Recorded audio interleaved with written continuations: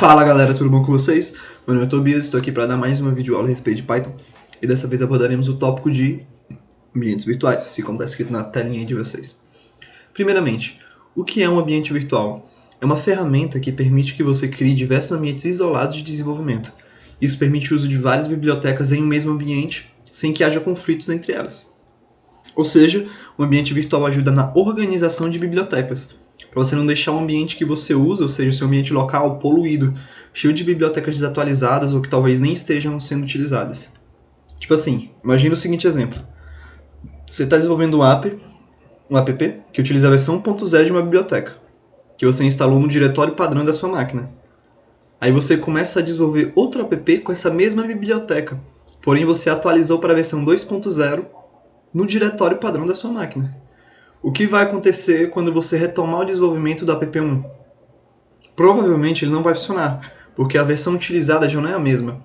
Você está utilizando a versão 1.0 nesse, só que na sua máquina está a versão 2.0. Isso aconteceu porque você não instalou cada dependência de forma isolada, e sim no diretório global. Por isso a importância de um Virtual Env para todo o meu desenvolvimento. Ele ajuda nessa organização para que não ocorra esse tipo de conflito. E conflito de biblioteca é chato para resolver, chato. Então, continuando. Tá, beleza. Esse ambiente virtual parece foda, né? Como é que ele funciona? Ele funciona da seguinte forma. Ele faz uma cópia dos diretórios necessários para que sua aplicação Python seja executada. Ou seja, ele faz uma cópia total do seu código-fonte, do pip, das dependências que você quer instalar e da versão do Python e joga tudo numa caixinha chamada Virtual Env, para não prejudicar ou para você não afetar, de acordo com as dependências que você quer instalar, o seu diretório global. Então, quando você instala uma nova dependência, ela será colocada nessa cópia do ambiente original, ou seja, ela vai estar instalada no diretório local desse ambiente, e não mais no diretório global. É assim que funciona um ambiente virtual e é assim que é a importância dela. Agora já vamos ver um exemplo de como instalar e como utilizar. Fala galera, então voltamos agora para o exemplo de uso de ambiente virtual. E antes de tudo eu queria recomendar para usuários de Python instalarem a extensão Python da Microsoft, tá?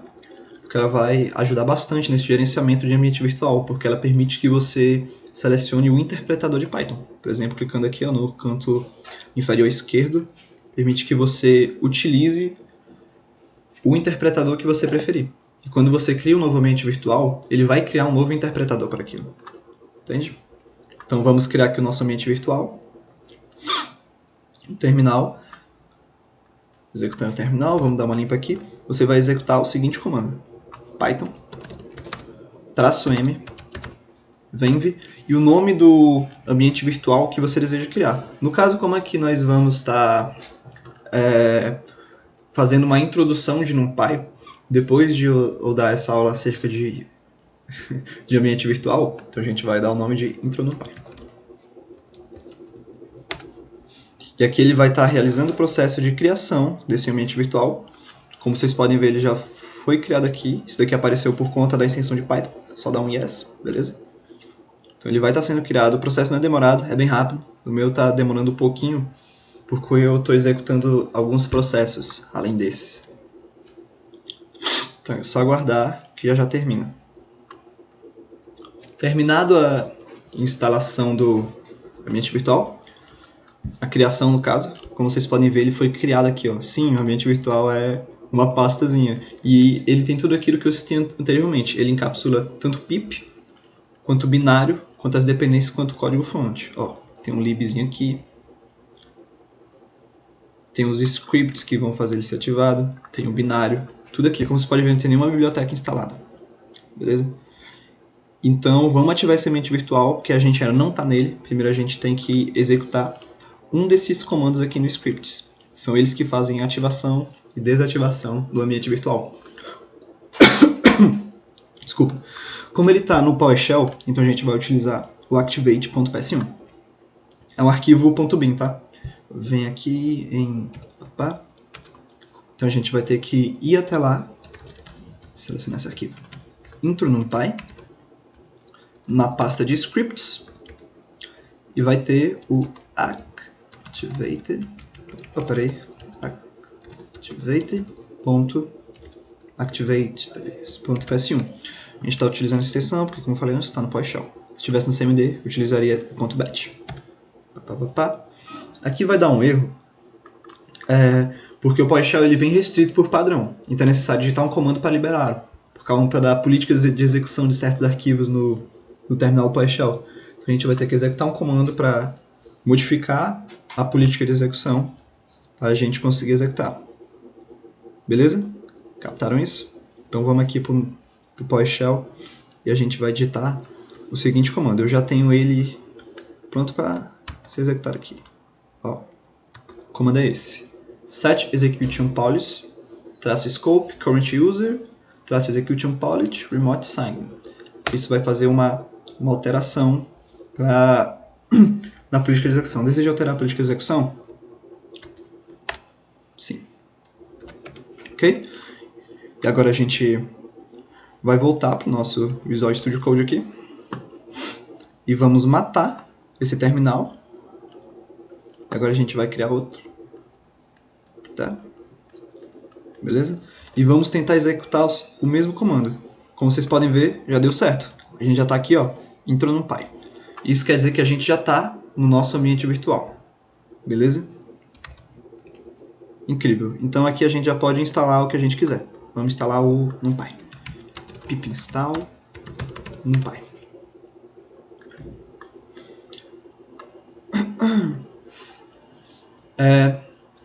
Assim, eu acabei nem explicando o que o comando de criação do ambiente virtual faz, né? Ele só cria um novo ambiente de desenvolvimento totalmente isolado, como eu falei. E essa criação de desenvolvimento, galera, de ambiente virtual, ela é recomendável para todo projeto que você fará, para que não precise ficar reutilizando bibliotecas, voltando versões anteriores de bibliotecas só por conta de um projeto novo que você vai fazer. Então, como eu já disse anteriormente, o ambiente virtual ele ajuda muito nisso. E aqui ele está instalando no NumPy, instalou com sucesso, como vocês podem ver aqui na lib, já está aqui o nosso NumPy num ambiente totalmente isolado do nosso ambiente local. Beleza? Para você sair do ambiente virtual é só dar um deactivate. Eu não lembro se é deactivate ou deactivate. E aí, vamos chutar qual? Vamos chutar um deactivate. Pronto. E aí você saiu do seu ambiente virtual. Para voltar para lá, só fazer o mesmo comando, entrou no NumPy, e você já está no seu ambiente virtual. Beleza? Agora a gente vai passar para a introdução de NumPy. Voltando agora para falar um pouco a respeito de NumPy, né? Introduzir ele brevemente. A gente fala tanto de NumPy, né? Pip install NumPy, install NumPy, install NumPy, install NumPy. O que é o NumPy? NumPy é uma biblioteca Python que é usada principalmente para realizar cálculos em arrays multidimensionais. Essa é a função principal dela, porque esse tipo de cálculo é utilizado em modelos de machine learning, no qual você realizará cálculos numéricos em array, tipo multiplicação, transposição e adição de matrizes, processamento de imagem, computação gráfica, tarefas matemáticas, por exemplo, álgebra linear, geometria analítica. Esse tipo de função, utilizando o NumPy, se torna muito mais fácil. Ok? A gente já tem o NumPy instalado, então não vou rodar o pip install NumPy de novo, porque eu já cansei de falar esse comando, já cansei de digitar ele. Voltando. Um dos aspectos mais importantes do NumPy, como eu já disse anteriormente, é que ele nos fornece esse array NumPy. Ele nos fornece um data type chamado NDArray. Isso é essencial, porque o Python não tem um tipo específico para matrizes. Mesmo que possamos tratar uma lista de uma lista como uma matriz. Uma lista de uma lista. Tipo isso.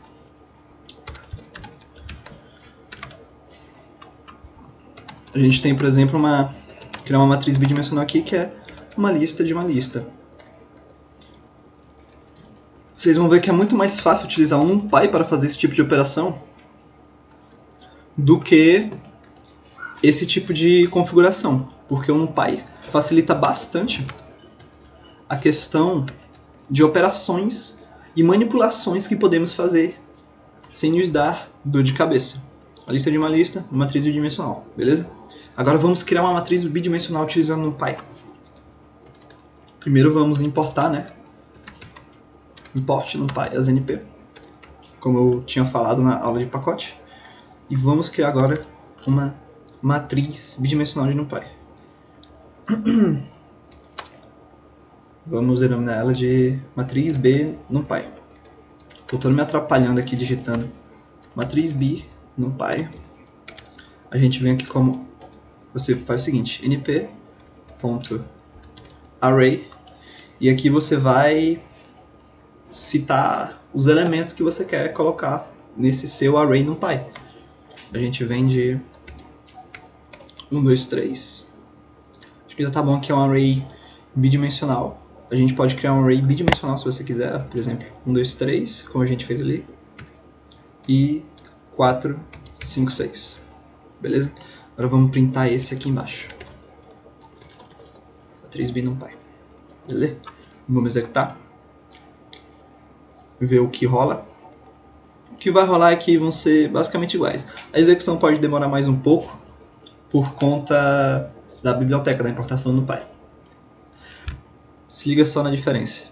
Aqui é a lista de uma lista e aqui é um array NumPy. Muito mais bonito, né? Vamos printar os tipos deles aqui para saber. Type.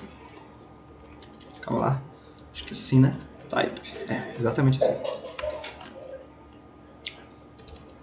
Quase que eu digito type com I.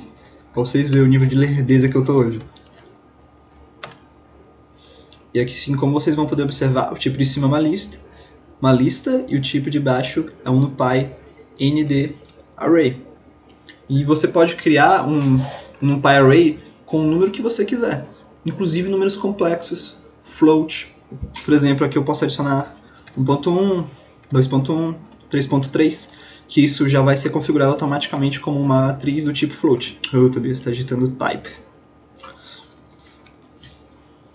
Uma matriz do tipo float. Tá, Tobias, eu quero criar uma matriz de números complexos. Eu faço operações com números complexos. Como eu posso criar uma matriz de números complexos? Ó, já conseguiram ver a diferença aqui, ó. 1.1, 2.2, 3.3. Quando tem esse ponto aqui é como se fosse um zero depois. 4.0, 5.0, 6.0. Diferente dessa matriz de números inteiros. Existe uma propriedade chamada dtype, que você pode inserir nesse método array para determinar qual é o tipo dos elementos que vão fazer parte dela. Por exemplo, depois aqui no final. Você vem com dtype, ó, já aparece aqui. E você pode colocar booleana, pode colocar float, pode colocar complex. Olha, complex. E aí quando printar vocês vão ver que vai ter adição, ó, do número complexo. JJ. Aqui está multiplicado por 0 porque a gente não colocou nada. Números complexos. Então, essa é a facilidade de trabalhar com esse data type ND Array. Essa é a facilidade. Esse tipo de manipulação que eu venho falando, que torna a vida muito mais fácil, dependendo da aplicação que você quer tomar. Beleza, Tobias, eu quero, sei lá, a primeira linha.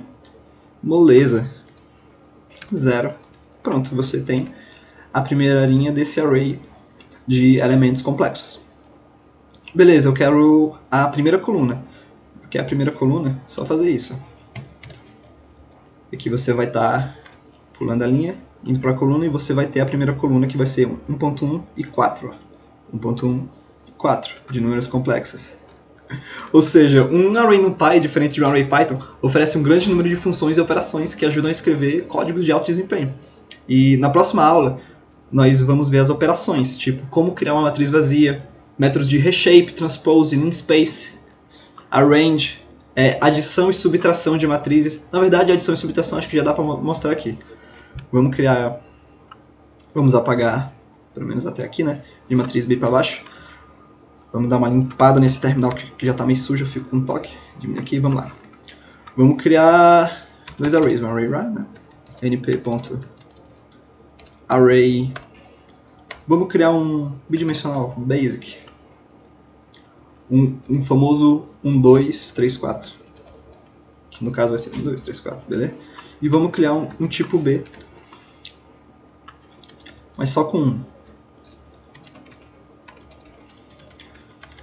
A adição e multiplicação de matrizes, quando é um objeto ND Array, quando é um tipo ND Array, se torna muito mais fácil. Por exemplo, a adição é só um A mais B. Pronto. Utilizando um array de Python normal, você teria que fazer toda uma operação para que isso fosse possível. Aqui não, você só dá um A mais B e pronto. Ó. Vamos ver aqui, ó, vai ficar 1 mais 1, 2, 2 mais 1, 3, 3 mais 1, 4, 4 mais 1, 5. Agora na multiplicação, a gente vai utilizar o método dot. a gente não vai utilizar o asterisco porque o asterisco é usado para a multiplicação de arrays e não a multiplicação de matrizes, ou seja, ele é utilizado para o tipo list e não para o tipo ndArray. Então a gente utiliza o seguinte método. Ó. Em vez de CA mais B, a gente bota C igual a A.dot. E aí coloca o escalar que queremos, né? Que no caso aqui vai ser B. Beleza? A gente vai dar um print aqui, vai aparecer a multiplicação de matrizes igual a multiplicação que queremos, 3, 3, 7, 7. Se você realizar a multiplicação de matrizes, você vai dar exatamente isso. Você tem que tomar cuidado porque o NumPy ele também obedece às regras de multiplicação de matrizes. Aquele tal número de matrizes com tal forma só pode ser multiplicado com matriz de tal forma e não, por exemplo, o inverso. Então você tem que se lembrar dessas regras matemáticas porque elas também são aplicadas aqui no programa. Beleza? Então é isso, galera. Espero que vocês tenham gostado desse vídeo a respeito de ambiente virtual e uma introdução de NumPy. Na próxima aula, como eu disse, a gente vai entrar mais a fundo nesse NumPy, vamos fazer umas coisas bem legais com ele, vou passar alguns exercícios para vocês. Espero que vocês tenham gostado, deixem suas dúvidas no comentário, deixem um like e obrigado pela atenção.